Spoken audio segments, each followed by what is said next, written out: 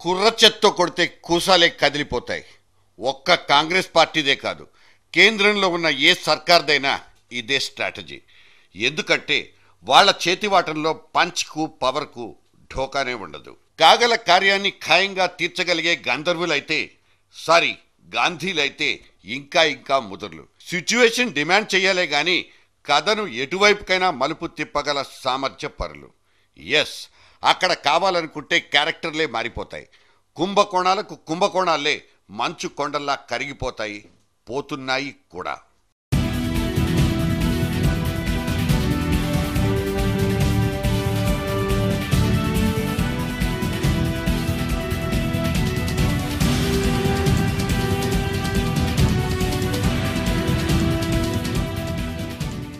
జగన్ అక్రమాస్తుల కేసు, దాని దర్యాప్తు, అతని జైలు జీవితం ఎట్సెట్రాలన్నీ కోర్టు ఆదేశాల మేరకు చట్టానికి లోబడి జరుగుతున్న న్యాయపరమైన తతంగాలు.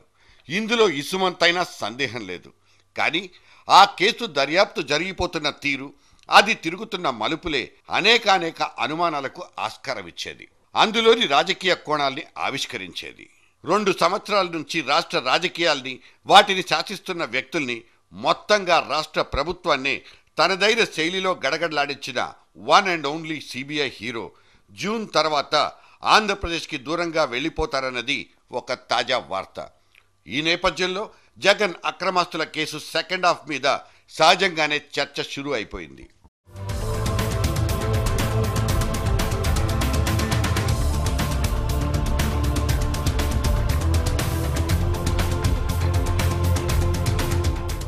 YS Jagan, Vijayasai Reddy, Gali Janardhan Reddy, Nimmagadda Prasad, IAS Srilakshmi, BP Acharya, ఇలా హోదాలకు అతీతంగా అందరూ వరుసబెట్టి లోపలికెళ్ళిపోతుంటే రాష్ట్రమంతా నోరెళ్లబెట్టి చూస్తుండిపోయింది. సిబిఐ జేడీ చకచకా వేసిన అడుగుల మూలంగానే ఇదంతా జరిగిపోయిందని, ఇంత సినిమాకు అతనొక్కడే హీరో అని చెప్పుకోవడం కూడా వినిపించింది.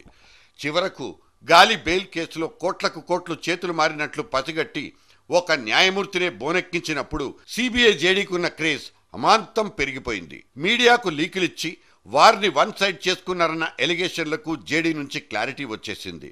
గవర్నమెంట్ ఆఫీసర్ అంటే జేడీలాగానే ఉండాలంటూ జనంలో ఒక స్థిరమైన అభిప్రాయం ఏర్పడిపోతే చివరకు మీడియాలో సైతం లక్ష్మీనారాయణ అనేది పేరుగా కంటే ఒక బ్రాండ్ నేమ్గా ఫిక్స్ అయిపోయింది. కొన్ని అవాంఛనీయ శక్తులు తన కాల్ డేటాను తస్కరించి తన వ్యక్తిగత జీవితాన్ని రచ్చకీడ్చబోయినప్పుడు కూడా జేడీలో జడుచుకున్న దాఖలాలే లేవు. అతని పనితీరే అతన్ని హీరోగా నిలబెట్టింది.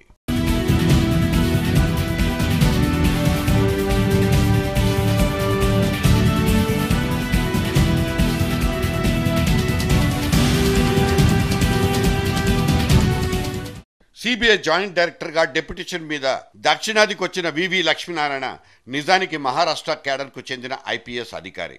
ఇప్పటికే 2 సార్లు పొడిగింపు పొంది 7 ఏళ్లుగా సిబిఐ సేవలో తరిస్తున్నాడు. ఈ జూన్ నెలాఖరు కల్లా జేడీ డెప్యుటేషన్ క్లైమాక్స్కి వస్తున్న తరుణంలో కేంద్రం ఇతని మీద ఒక కన్నెత్తినట్లు సమాచారం. సిబిఐకి ఎప్పటి నుంచో కాంగ్రెస్ బ్యూరో ఆఫ్ ఇన్వెస్టిగేషన్ అన్న మారుపేరు ఉండనే ఉంది. జగన్ కేసులో ఫ్లక్చుయేషన్స్ అవసరమని, సిబిఐకి స్పీడ్ బ్రేకర్లు పడాల్సిందేనంటూ కాంగ్రెస్ కనుక భావించినట్లయితే లక్ష్మీనారాయణకు ఖచ్చితంగా ట్రాన్స్ఫర్ నోటీసులు జారీ అయిపోతాయి. ఇలా చేతి వాటాలకు సరెండర్ అయిపోయి చివరకు చచ్చుబడిపోయిన అవినీతి కేసులు కాస్త వెనక్కెళ్ళి చూస్తే ఇండియాలో డజన్ల కొద్దీ కనిపిస్తాయి.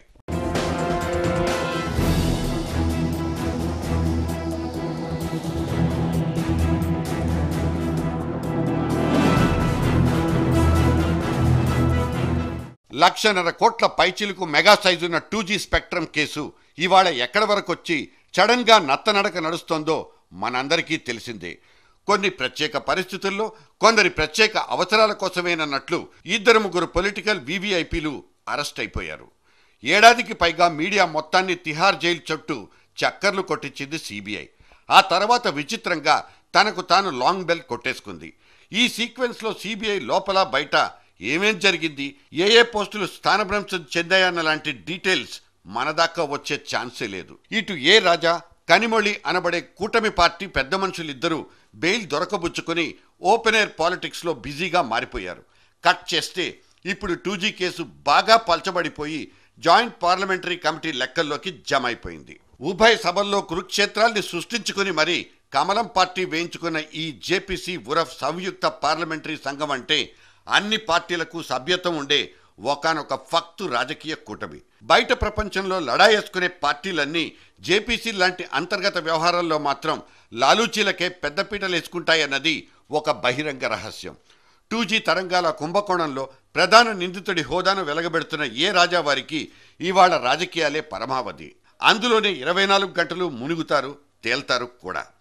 2G దోపిడీ మీద నీ వైఖరేంటో 4 పేజీలకు మించకుండా ఒక అఫిడవిట్ సమర్పించుకోమంటూ జేపీసీ నుంచి నోటీసులు వస్తే రాజావారు వాటిని చించి చెత్తబుట్టకు దాఖలు చేశారన్నది ఒకానొక తాజా వార్త. ఏదైనా ఉంటే డైరెక్ట్గా మాట్లాడుకుందాం, మధ్యలో ఈ కాగితాలు కహానీలు ఎందుకంటూ తనదైన దందాగిరినే జేపీసీ దగ్గర కూడా చలాయించేశారు మన 2G రాజావారు.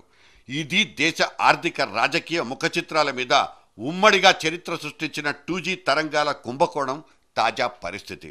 బోఫోర్స్ తుపాకుల దగ్గర మొదలు పెట్టుకుంటే ఇలా నీరు గారిపోయి నిర్వీర్యమైపోయిన కుంభకోణాల లెక్కకు అంతు పొంతూ లేదు.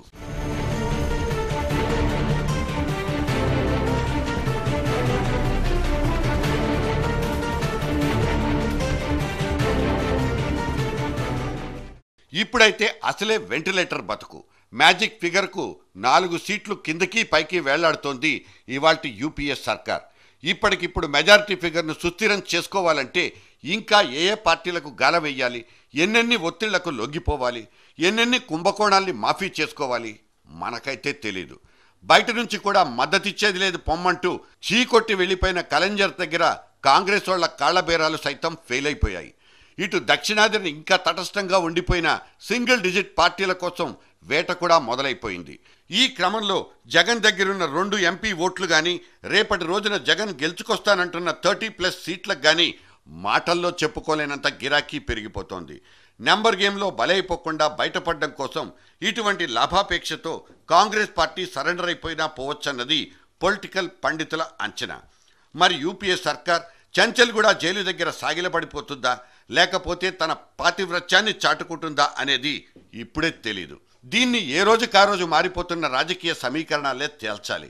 చెంచల్గూడ జైలు నుంచి జగన్కు విముక్తి దొరుకుతుందా లేదా అన్న చిక్కుముడి కూడా సరిగ్గా ఇక్కడే విడిపోయేది.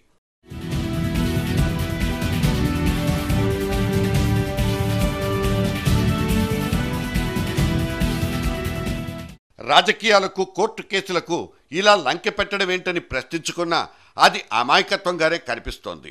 కేవలం తమ పార్టీ అధినేతకు బెయిల్ తెచ్చుకోవడం కోసమే వైఎస్ఆర్సీపీ అవిశ్వాసం పేరుతో బ్లాక్మెయిల్ డ్రామా ఆడిందంటూ మొన్నటిదాకా అదే పనిగా ఆడిపోసుకుంది తెలుగుదేశం పార్టీ.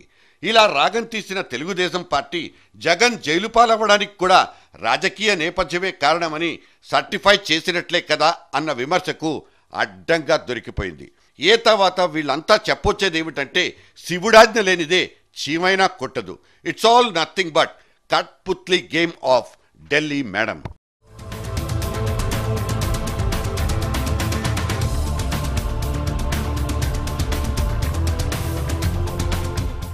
ఒత్తిళ్లకు, వ్యతిరేకతకు ప్రభావితం కాకుండా ముక్కుసూటిగా నడిచిపోయారన్న కరిష్మాకు సొంతదారు ఈ లక్ష్మీనారాయణ. ఈయనకు కూడా ట్రాన్స్ఫర్ ఆర్డర్సే గిఫ్ట్ వోచర్స్ అవుతాయా అన్నది వేచి చూస్తే గానీ తెలియని విషయం. ఈ జూన్ తర్వాత జేడీని సిబిఐ వెనక్కి పిలిపించుకుంటుందనేది గాలివార్త కాకూడదని, నిజమైతేనే మంచిదని కొందరు దేవుణ్ణి ప్రార్థించుకుంటున్నారు కూడా. జేడీ పోతేనేం ఈడీ ఉందిగా, తోలు తీసి డోలు కట్టడానికంటూ ఇంకో పొలిటికల్ బ్యాచ్ నుంచి సెటైర్లు పడిపోతున్నాయి. ఎన్ఫోర్స్మెంట్ డైరెక్టరేట్ అనే దర్యాప్తు విభాగం ఇప్పుడిప్పుడే జూలు విదిల్చి కొడుతోందని, ఎన్నడూ లేనంతగా 100ల కొద్దీ కోట్ల మేర అక్రమాస్తుల్ని సీజ్ చేసి పారేసిందని జేడీ పేజీల్లో కూడా రాసుకున్నాం. కానీ గడిచిపోయిన 10 సంవత్సరాల్లో ఈడీ టేకోవర్ చేసిన ఫైనాన్షియల్ ఫ్రాడ్ కేసుల్లో పరిష్కారానికి నోచుకున్నది ఒక్కటంటే ఒక్క కేసేనన్నది ఇంకో breaking news. So ED cinema సంగతి ఏంటన్నది సంశయాల జాబితాలోకి తోసేయాలేమో.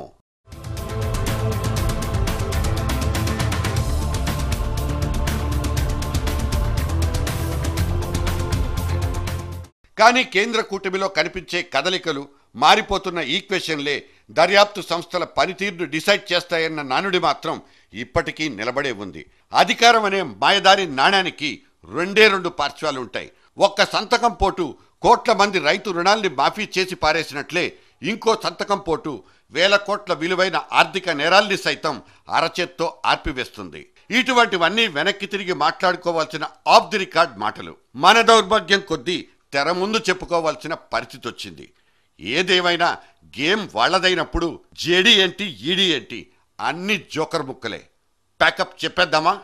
మనసొప్పడం లేదే.